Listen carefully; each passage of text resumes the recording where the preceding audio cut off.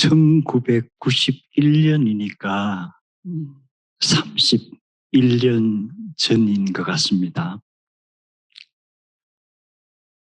그때 어떤 일이 있었느냐 하면은 1월 중순부터 미국과 35개 국의 전투 군인들이 이락전을 시작합니다. 그보다 한 5개월 전쯤에 이락이 쿠웨이트를 무력으로 침공하고 점령했습니다. 그 기름 문제도 있고 해서 미국이 주도해서 연합 국가들이 전쟁을 시작합니다. 제가 있던 학교 제 오피스 바로 건너편에 그 정치학과와 역사학과에서 함께 사용하는 시청각실이 있었습니다. 그 당시만 해도 대형 TV가 일반 가정에 보급되지 않았던 때예요. 근데 시청각실에는 한 70인치 정도 되는 큰 대형 스크린이 있어서 제가 이제 밤 시간이 되면은 제 오피스에 일을 하다가 항상 그 시청각실에 가서 이라크 전쟁의 진행 상황을 지켜보곤 했습니다. 제 1차 걸프전은 한 40여일 만에 끝이 났습니다. 그리고 나서 2001년이죠. 그러니까 10년 후인데 그때는 제가 신학교에 있었을 때입니다. 그 9.11 사태가 터졌어요. 그리고 여러분 아마 9.11 사태부터 이 기억에 남는 사람도 있을 거예요. 그리고 2년 후인 2003년에 역시 미국이 영국과 중심이 돼서 이락 전쟁을 시작합니다. 이 전쟁은 한 3주 정도에 끝이 납니다. 두 개 전쟁에 있어서 첫 번째 걸프전은 나름대로 명분이 있었습니다. 이라크라는 나라가 사담 후세인이라는 독재자 밑에서 쿠웨이트라는 조그마한 나라를 무력 침공한 거예요. 그래서 강한 나라들이 쿠웨이트를 도와주는 충분한 명분이 있었고 경제적인 이유도 있었습니다. 그런데 2차 걸프전은 미국이 왜 전쟁을 치렀지? 명분이 그때는 있었는데 지금은 전혀 없어요. 잘못 판단하고 들어간 거예요. 그리고 명분이 없는 전쟁이 사실은 3주 만에 끝난 게 아니고 미군이 그때부터 약 8년 정도 거기에 묶여 있었습니다. 이 지도자가 현명하게 판단하느냐 그렇지 못하냐에 따라서 국민들 그리고 많은 사람들의 운명이 이렇게 좌우되는 거예요. 그리고 한 20년이 지나서 지금 우리가 보고 있는 이 우크라이나의 사태, 러시아가 우크라이나를 무력으로 침공했습니다. 지금 전 세계는 그냥 지켜보고 있습니다.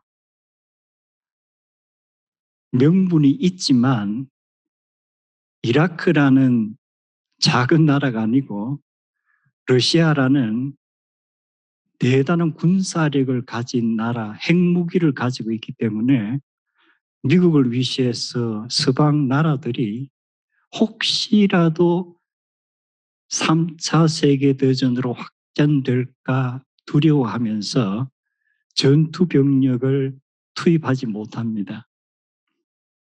역사적으로 분명히 이것은 명분이 있지만 혹시나 하는 두려움에서 그냥 지켜보고만 있는 거예요. 우크라이나 사람들이 지도자로부터 시작해서 만약에 초기에 포기를 했다면은 서방에서 우크라이나를 도와주지 않았을 거예요. 그러나 예상을 뛰어넘어서 우크라이나 대통령부터 시작해서 나는 절대 우리 땅을 떠나지 않는다.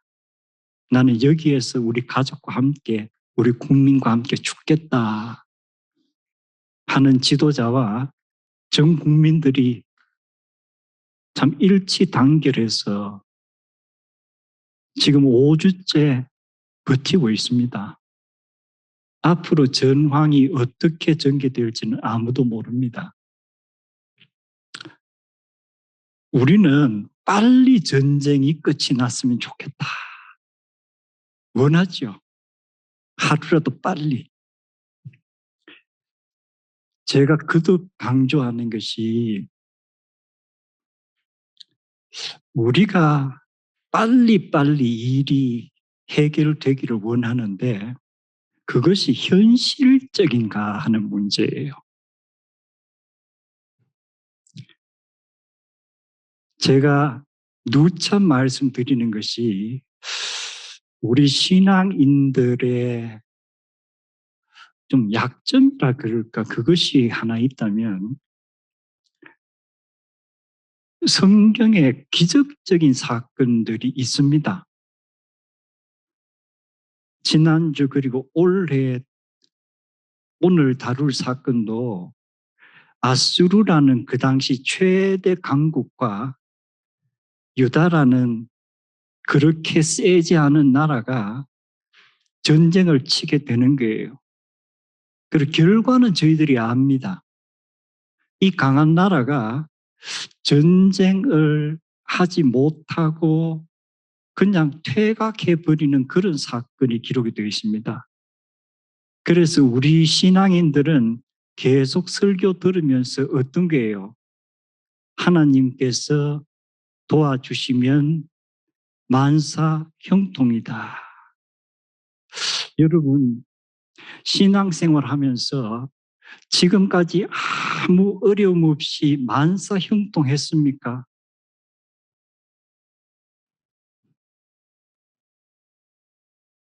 성경에 만사 형통이라는 단어가 있다고 쓰이는데 무엇을 근거로 이 단어를 썼을까? 그리고 기적적인 사건이 일어나서 아수르가 퇴각을 했다. 그렇다면은 유다는 아무런 피해를 입지 않았었나? 어떤 것 같아요? 우리는 그렇게 착각하는 거예요. 하나님이 도와주셨기 때문에 그 20만이 넘는 대군이 왔다가 결국은 퇴각하고 예루살렘은 무사했다. 그럼 전혀 피해가 없었다는 얘기예요. 그리고 어느 날 갑자기 이렇게 해결이 된 거예요. 우리들은 압축해서 그것만 기억을 해요. 그래서 제가 이것이 문제다. 현실성이 없어요. 현실은 그렇게 심플하게, 스피디하게 해결이 되는 것들이 아니에요. 신앙이란 것이 어려움이 닥칠 때 빨리 벗어날 수 있기 위해서 신앙생활을 한다면은 여러분은 인간의 데이터상으로 무언가 착각을 크게 하고 있는 거예요. 내가 잘했든 잘못했든 나는 인간 사회에 살고 있기 때문에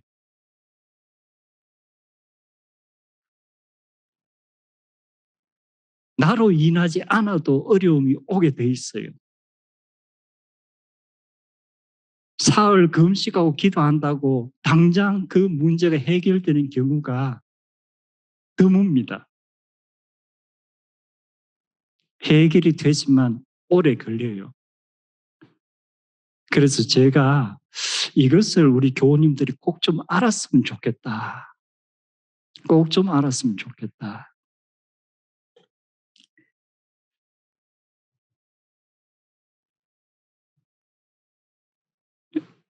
홍해 바다에서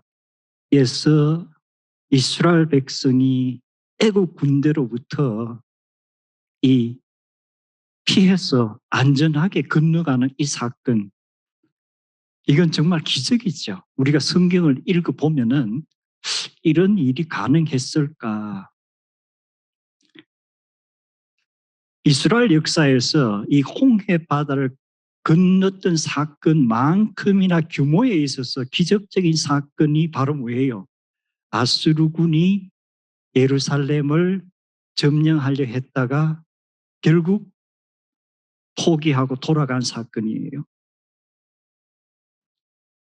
수십만의 군인들이 동원이 된 거예요. 자, 그런데 이 성경에서 열왕기하, 역대하, 그리고 이사야, 이 세 곳에서 이 사건을 다루었다는 것은 이건 대단히 중요한 사건이기 때문에 그래요. 그리고 이 사건의 기록은 우리는 성경에서 주로 읽지만 아수르의 연대기에도 이 사건이 나오고 바벨론의 연대기에도 나오고 애굽의 연대기에도 나와요. 그래서 이것은 비단 예루살렘뿐만 아니고 그 당시 근동 지역 전체에 대단히 큰 충격을 주었던 사건이에요. 그렇다면은 우리가 이 사건을 접근할 때 정말 마지막에 아수르가 어느 날 밤 갑자기 다 죽어버리고 결국은 퇴각했다. 이것만 기억해야 될 것인가? 어때요? 그래서 제가 누누이 말씀드리는 게 특히 구약 성경은 역사의 기록입니다. 그러나 단순한 역사와 다른 것은 뭐예요? 신학적인 문제를 역사의 프레임 속에서 전달하고자 하는 거예요. 그래서 일반 역사는 역사만 전달하지만 성경은 역사라는 프레임 속에서 하나님께서 어떻게 일하셨는가를 보여주는 신학적인 거예요. 그래서 교회에서 신학적인 부분을 이야기 안 하면 이건 교회에 올 필요가 없죠. 그냥 대학 가서 역사 강의 들으면 돼요. 그런데 교회에서 만약에 신학적인 것만 이야기하고 역사적인 프레임을 이야기하지 않으면 어떤 문제가 생겨요? 이 교인들이 현실을 이해하지 못하는 거예요. 그래서 결국은 뜬구름 잡는 기적 같은 이야기만 생각하게 되는 거예요. 그래서 설교를 하면서도 성경 공부를 하면서도 신학적인 메시지와 역사적인 기록을 우리가 동시에 알아야 돼요. 그래야 현실성이 생기는 거예요. 우리의 신앙이 그냥 아이디얼한 것이 아니고 리얼리스틱한 것이 돼야 된다는 얘기예요.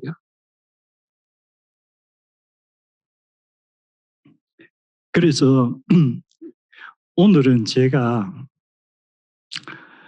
성경과 아수르의 역사 기록, 그리고 애굽과 바빌론의 역사 기록을 제 나름대로 전체를 모아서 이 사건을 좀 단계적으로 이해를 하려고 합니다.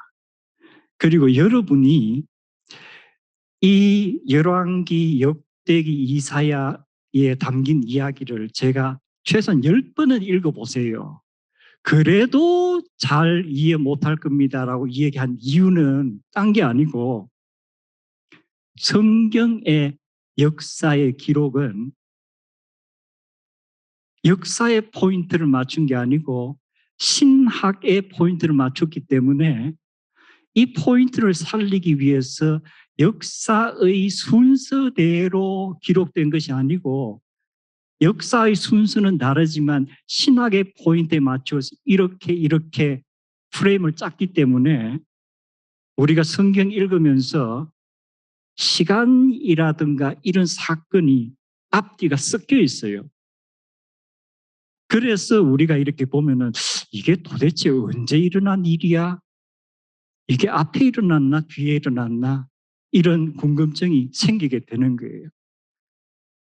그래서 그것을 전제로 하고 제가 오늘 말씀드리는 것도 가능성입니다. 우리 특히 고대 역사는 정확하게 우리가 어떤 사건이 일어났는가 아무도 몰라요. 기록을 통해서만 우리가 보는데 그 기록을 정말 있는 대로 했을까? 아니면은 기록하는 사람의 입장에서 유리하게 했을까? 이것이 분명히 다른 거예요. 자, 그렇다면은 제가 먼저 순서대로 제 나름대로 이렇게 어레인지 한 겁니다. 그래서 이것은 역사적인 사실이다 아니다 하는 것과 차원이 달라요. 하나의 가능성이에요. 자, 제 나름대로 이 순서의 가능성은 이 모든 충성된 일을 한 후에 아수르 왕 산헤립이 유다에 들어와서 견고한 성읍들을 향하여 진을 치고 쳐서 점령하고자 한지라 이렇게 되어 있습니다. 이 모든 충성된 일을 한 후에 이게 뭐예요? 이 모든 일이란 것은 바로 앞에 한 석 장에 걸쳐서 히스기야라는 왕이 되면서 어떻게 좋은 일들을 했는가를 쭉 기록했어요. 결국 전 국민이 다시금 여호와 하나님을 잘 섬기게 종교 개혁을 한 그 사건을 쭉 기록한 거예요. 자, 이렇게 훌륭한 왕이 하나님께로 돌아오면은 하나님이 그 왕과 그 백성에게 복을 주셔서 그 왕이 통치하는 기간에는 아무런 사고가 없어야 되는 거 아니에요?